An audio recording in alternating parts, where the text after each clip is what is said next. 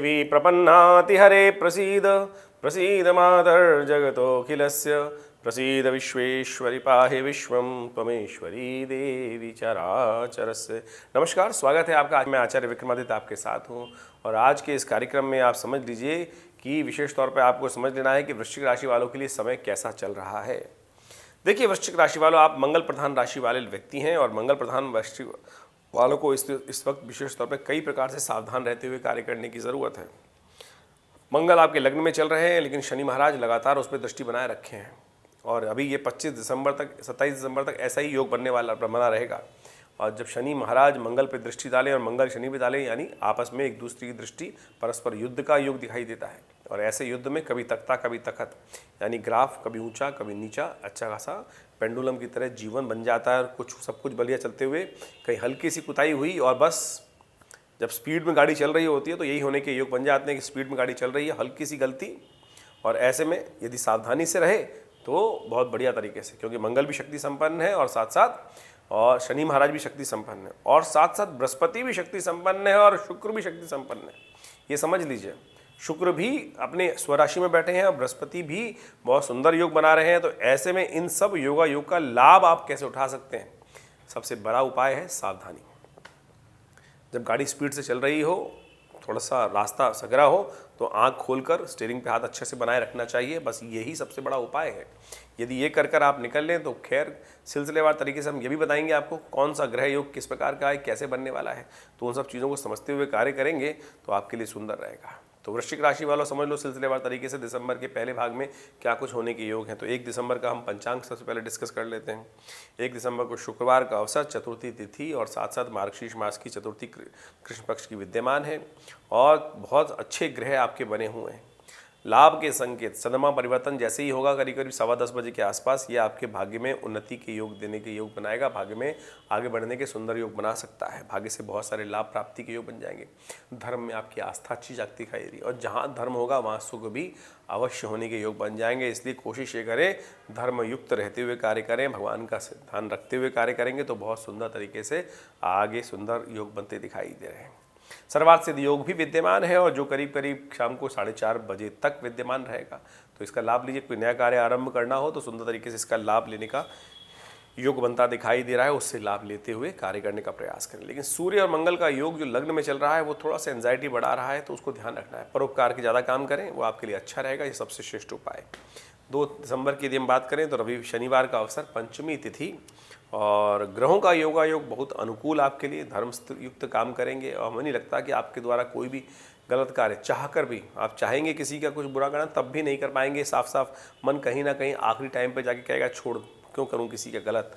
गुस्से में आकर कुछ भी एक बार तो निकल सकता है मुख से, क्योंकि ग्रह थोड़े से इस वक्त चल रहे हैं जिद में, लेकिन आप लास्ट मोमेंट तक किसी का गलत नहीं कर सकते, ये साफ साफ विद्यमान है। तो ऐसे में कुछ उपाय करना आपके लिए अच्छा है। सबसे श्रेष्ठ में ध्यान रखिएगा, लोहे के काम से आपको बचते हुए कार्य करना है और लोहे लकड़ी के काम से थोड़ा बचते हुए कार्य करना ये अच्छा, ये आपके लिए बहुत ज़रूरी है। उपाय के तौर पर सबसे श्रेष्ठ है कि शनिवार का अवसर, मंगल शनि का टकराव जो चल रहा है उसको ठीक करते हुए हनुमान जी के मंदिर में जाकर एक सिंदूर का चोला विशेष तौर पर उनको अर्पित करने का प्रयास करें। चमेली के तेल में सिंदूर मिलाकर हनुमान जी को पूरा स्नान कराएं और फिर उनको वस्त्र धारण करके उनका विधिवत पूजन करें, भोग लगाएं। ये सबसे श्रेष्ठ उपाय आपके लिए रहेगा। 3 दिसंबर की हम बात करें, रविवार का अवसर है और साथ साथ उस दिन षष्ठी तिथि विद्यमान है और ग्रहों का योग दिखाता है कि सुबह सुबह रवि योग भी विद्यमान हो जाएगा, जो दोपहर को करीब करीब 1 बजे तक विद्यमान रहेगा। नए कार्य आरंभ करने के लिए पूरा ग्रहों का योग सुंदर बना हुआ है। तो ऐसे में और उसको लाभ उठाते हुए काम कर लें, धर्मयुक्त काम करें, धर्म में थोड़ी सी आस्था जगाएं, भगवान के प्रति थोड़ा सा पूजन पाठ और कर लें तो अच्छा रहेगा। ऐसे में देखिए रविवार का अवसर है, थोड़ा सा नमक का दान करना आपके लिए बड़ा श्रेष्ठ दिखाई देता है। पर ध्यान ये रखना है कि मंगल महाराज सूर्य के साथ जो लग्न में विद्यमान है, शनि उस पर देख रहे हैं, तो कोई जिद भी सवार हो सकती है। ध्यान रखते हुए कार्य करेंगे तो सुंदर रहेगा। अननेसेसरी किसी से झगड़े में न फंसें, ये सबसे बात विशेष तौर पर ध्यान रखते हुए कार्य करें। भगवान सूर्य को अर्घ्य देकर दिन का आरंभ करना आपके लिए सुंदर रहता है। 4 दिसंबर को ग्रह गणना विशेष तौर पर दिखा रही है, सोमवार का अवसर, सप्तमी तिथि। और लेकिन उस दिन एक बात का ध्यान रखना है, सुबह 8:43 तक भद्रा विद्यमान रहेगी। तो कम से कम 8:43 तक तो नया कोई प्रोजेक्ट हाथ में, नया काम हाथ में लेने से बचने का योग अवश्य बनाएं, अन्यथा उनमें किसी ना किसी कारण से विघ्न उपस्थित होने के योग बन सकते हैं। आगे जाकर वो विघ्न आपको दुख और असफलता की तरफ ले जा सकते हैं, तो इनका ध्यान रखते हुए कार्य करें। वैसे धन आगमन के सुंदर योग बन गए हैं, बृहस्पति के साथ चंद्रमा के जिस प्रकार की युति बनी है वो बहुत अच्छे से आपके लिए धन लाभ की स्थिति बनाती दिखाई दे रही है। लेकिन फिर भी ध्यान रखिएगा, इन दिनों जो भी कार्य कर रहे हैं सावधानी बहुत जरूरी। बृहस्पति महाराज षष्ठ भाव में लगातार चल रहे हैं और वहाँ से विशेष तौर पर आगे 12वें भाव को भी देख रहे हैं। धन आगमन के तो योग बना रहे हैं, लेकिन कहीं ना कहीं छोटी सी गलती से नुकसान भी हो सकता है। जो भी कार्य कर रहे हैं उनको बड़ी सावधानी के साथ, तो इसलिए जो काम कर रहे हैं फिनिशिंग करने से पहले उसको अच्छे से नज़र अवश्य चलाते हुए कार्य करें, क्योंकि बृहस्पति लगातार अभी 6 महीने यहीं पे रुकने वाले हैं और ये लगातार ये स्थिति आपके साथ विद्यमान रहेगी। तो ध्यान रखते हुए कार्य, एक प्रिकॉशन चेकलिस्ट अवश्य बनाते हुए कार्य करना, यही सबसे श्रेष्ठ उपाय आपके लिए रहेगा। 5 दिसंबर को मंगलवार का अवसर, अष्टमी तिथि है और काल भैरव जयंती का अवसर है। ये बहुत सुंदर तिथि है। ऐसे में भगवान शिव का स्तवन करते हुए जो भी काम करेंगे वो समस्त प्रकार से कल्याण के योग बनेंगे। ये तिथि भगवान शंकर को स्तवन करते हुए भगवान शंकर की उत्पत्ति का, खासतौर पर शिवलिंग की उत्पत्ति का दिवस माना जाता है। ग्रहों की गणना विशेष तौर पर जो दिखा रही है आपके लिए कई प्रकार के शुभ योग बना रही है। ऐसे में आपको समझ लेना चाहिए बहुत सुंदर तरीके से धन आगमन का योग दिखाई दे रहा है, लाभ की स्थिति बन रही है। जैसा भी कार्य करेंगे, यदि कार्य मेहनत ज़्यादा करेंगे तो मेहनत का फल अच्छा और अच्छा प्राप्त होगा। तो ये सब कुछ डिपेंड करता है आपके कर्म के अनुसार से। जितने % कर्म करेंगे उतनी सफलता, विजय और साथ साथ धनागमन के सफलता, मान सम्मान में वृद्धि के योग बनते दिखाई दे रहे हैं। भगवान शिव का स्तवन, भगवान शिव का पूजन, रुद्राभिषेक, ये सब अवश्य करने का प्रयास करें। जो हमने आश्रम में कार्यक्रम रखा है उसमें भी सम्मिलित होंगे तो बहुत सुंदर रहेगा, अच्छा रहेगा।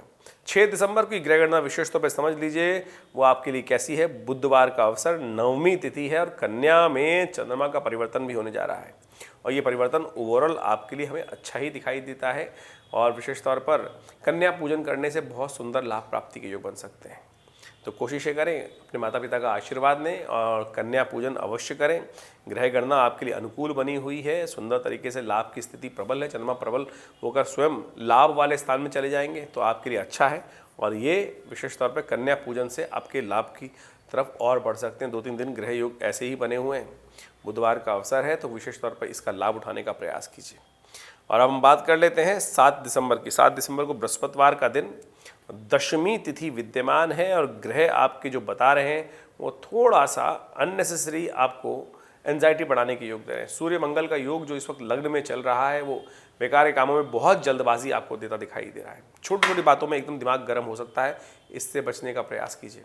पहले सोचिए समझिए फिर बोलिए, फिर अन्यथा सूर्य यहाँ पर आके एग्रेसिव ज़्यादा हो रहे हैं, वो आपके समस्याओं को उत्पन्न और ज़्यादा कर सकते हैं।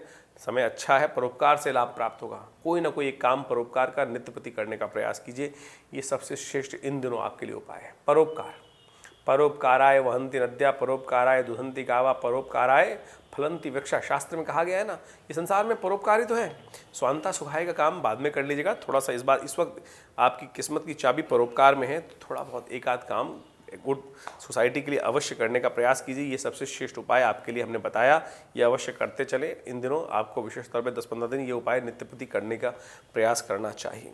8 दिसंबर को शुक्रवार का अवसर है और बहुत सुंदर तिथि है एकादशी, उत्पन्ना एकादशी। कहा जाता है कि एकादशी भगवान का स्तवन करने के लिए सबसे श्रेष्ठ तिथि मानी जाती है। कहा जाता है कि इस दिन उपवास करना चाहिए।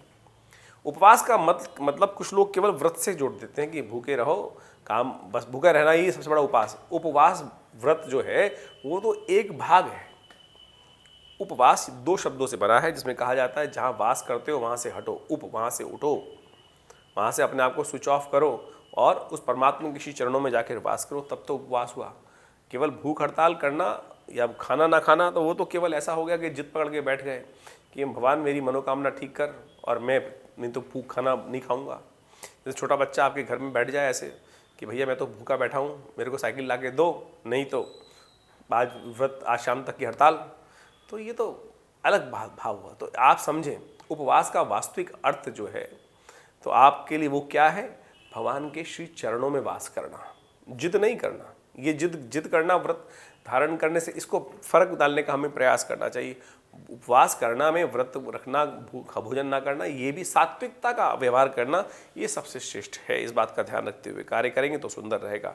ग्रह गणना आपके लिए विशेष तौर पर थोड़ा सा ध्यान रखने की ज़रूरत है। ऐसे में दिन तो अच्छा है, लेकिन दोपहर के बाद से शाम के समय से थोड़ा सा चंद्रमा का क्षीण होना दिखाई देता है, तो उसके लिए भगवान विष्णु का पूजन करना, ओम नमो नारायणाय मंत्र का जप करना, ये आपके लिए अच्छा रहेगा। और साथ साथ सुबह 10:42 से सर्वार्थ सिद्ध योग भी विद्यमान हो जाएगा, तो नया कुछ कार्य करना है तो इसका मुहूर्त अच्छा बनता दिखाई दे रहा है।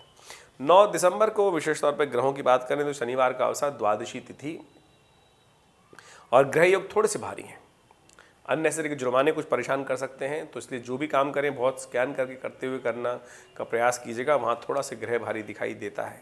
ऐसे में उपाय के तौर पर कुछ खास उपाय हम आपको बता रहे हैं, वो नोट कर लीजिए, वो करेंगे तो अच्छा रहेगा। उपाय के तौर पर जो सबसे श्रेष्ठ उपाय आपके लिए दिखाई देता है ग्रहों के दृष्टिकोण से, वो आप नोट कर लीजिए। हनुमान चालीसा का पाठ, हनुमान चालीसा का पाठ करें, सुंदरकांड का पाठ करें, और या हनुमान जी के मंदिर में जाकर एक चूरमे का भोग लगाना आपके लिए अच्छा रहेगा। 10 दिसंबर को प्रदोष का दिन बन रहा है, द्वादशी थोड़ी वृद्धि है और उसके बाद त्रयोदशी का आगमन हो जाएगा। शाम को प्रदोष काल में त्रयोदशी रहेगी और रवि प्रदोष का योग बन गया है। ये रवि प्रदोष समस्त प्रकार के कष्टों को हरने वाला है, आपकी एंजाइटी संबंधी समस्या, और क्योंकि इन दिनों सूर्य जिस प्रकार का योग बना रहा है, अभी कुछ दिन और भी है यहाँ पे, तो ऐसे में ये सब समस्याओं को ठीक करने के लिए सबसे श्रेष्ठ उपाय आप कर लीजिए। सूर्य एंजाइटी बढ़ाएगा, क्रोध बढ़ाएगा, इन सब पे विजय प्राप्त करने के लिए प्रदोष का जो योग बना है इसको आप करें। शाम के समय जब सूर्यास्त हो जाए, सूर्यास्त के 45 मिनट तक आप दूध से भगवान शंकर का अभिषेक करिए और उसके बाद विशेष तौर पर भगवान शंकर का आशीर्वाद लेने का प्रयास कीजिए, तो कल्याण के योग बनेंगे, अच्छा रहेगा, आनंद रहेगा। ये समस्त उपाय जो हमने आपको बताए हैं ये सब बड़े इजी हैं, आसानी से आप कर सकते हैं। और यदि कोई दिक्कत पड़े, जैसे रुद्राभिषेक वगैरह कोई उपाय बताए जा रहे हैं, तो आप आश्रम पर भी इन सब सुविधाओं का लाभ ले सकते हैं। दिल्ली में विवेकानंद योगाश्रम लक्ष्मी नगर में स्थित है और वहाँ पर नित्य प्रति करीब 8 घंटे यज्ञ होते हैं और आप भी उन सब यज्ञों में सम्मिलित होकर सुंदर तरीके से परमात्मा का आराधन कर सकते हैं और माँ भगवती का दर्शन कर सकते हैं। समय समय पर हमारे यहाँ विशेष कार्यक्रम रहते हैं, आप सब लोग उन सब में सम्मिलित हों, ईश्वर का आशीर्वाद लें, भगवान की आराधना करें। रविवार को विशेष यज्ञ में आप सब लोग सादर आमंत्रित रहते हैं। सुबह करीब 8 बजे से लेकर 10 बजे तक ये कार्यक्रम रहता है, भंडारे का विशेष कार्यक्रम रहता है। तो उस दिन भी आप सब लोग जो भी आना चाहें आश्रम पर सादर आमंत्रित हैं, हमसे डायरेक्टली मिल सकते हैं उस दिन आकर, और आप सबके जीवन में कल्याण हो। इन समस्त गतिविधियों से आप जुड़ें। धन्यवाद, नमस्कार।